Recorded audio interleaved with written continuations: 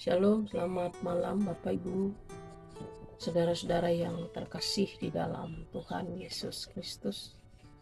Berjumpa kembali kita dalam renungan harian firman Tuhan, edisi hari Jumat, tanggal 14 April tahun 2023. Firman Tuhan yang menjadi dasar renungan kita pada malam hari ini diambil dari kitab Perjanjian Lama, tepatnya di dalam kitab Kidung Agung di pasal yang kelima ayat 9 dan pasal yang keenam ayat yang ketiga. Dan yang menjadi dasar renungan untuk kita pada saat ini saya ambil di pasal 6 ayat yang ketiga, yang demikian bunyinya. Aku kepunyaan kekasihku dan kepunyaanku kekasihku, yang mengembalakan domba di tengah-tengah bunga bakul. Dan yang menjadi tema untuk kita renungkan pada saat ini adalah yaitu bukan cinta biasa. Bapak Ibu saudara-saudara yang dikasih di dalam Tuhan Yesus Kristus, sebagai kisah, drama, dan puisi yang menyentuh hati, kitab Kidung Agung menonjolkan dialog cinta antara pasangan kekasih secara rinci, yang mana di situ sangat jelas dan nyata tentang hubungan yang intim, dan juga di situ terungkap perasaan-perasaan mereka terhadap satu dengan yang lain, yang saling memuji, yang saling mengungkapkan kerinduan, yang juga di situ mereka berada dalam situasi yang sama, yang diikat dalam kekuatan cinta yang sangat memengaruhi hati dan pikiran serta tubuh mereka. Nah, Bapak Ibu saudara-saudara yang dikasih di dalam Tuhan Yesus Kristus, di sepanjang dialog itu juga kita melihat bahwa ada pemahaman yang selama ini mungkin dilupakan kita dalam bagaimana pandangan Alkitab tentang seks. Ya, karena mungkin selama ini kalau sudah berbicara tentang hal yang seperti itu sangat tabu.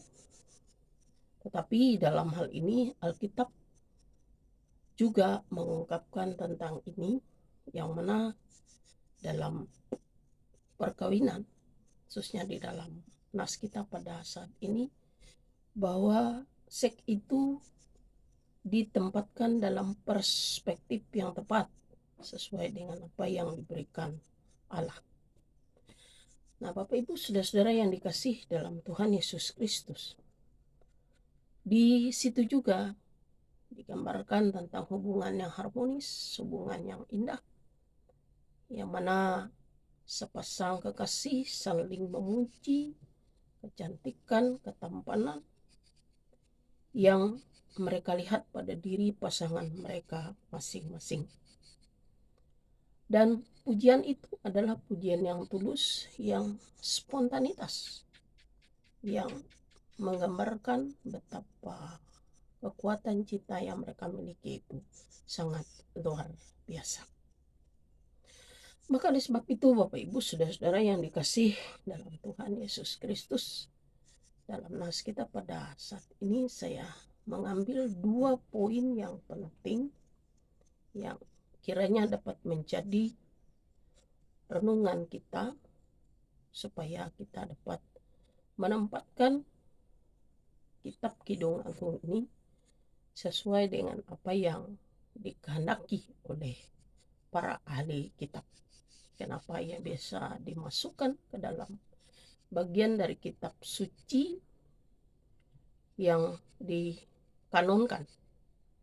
Tentunya yang mau kita lihat di situ adalah apa yang terjadi, apa yang patut kita mengerti dan pahami dalam atau dibalik dari cerita-cerita yang ada di kitab Kidung Agung ini.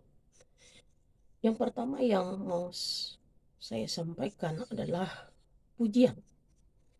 Hendaklah pujian tidak terbatas pada kecantikan fisik, kepribadian yang cantik dan kemurnian moral juga perlu dipuji.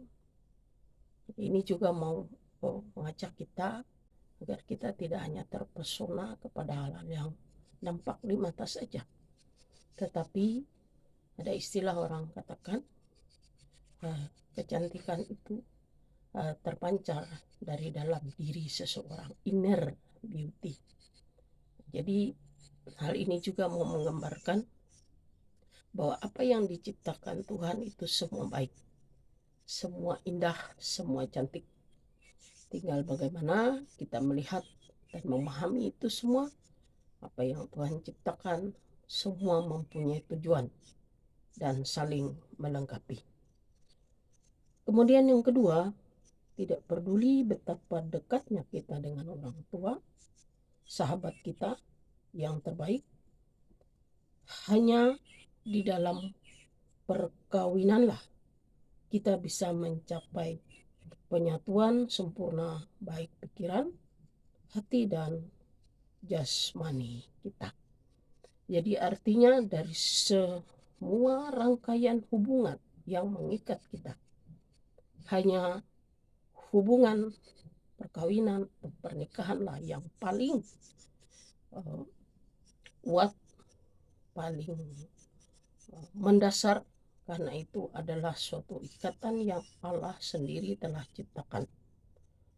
Jadi oleh sebab itu janganlah kita memandang remeh untuk ikatan ini, karena ini adalah ikatan yang berlangsung seumur hidup, dan ini adalah bagian dari rencana Tuhan yang sudah ditetapkannya untuk setiap anak-anak.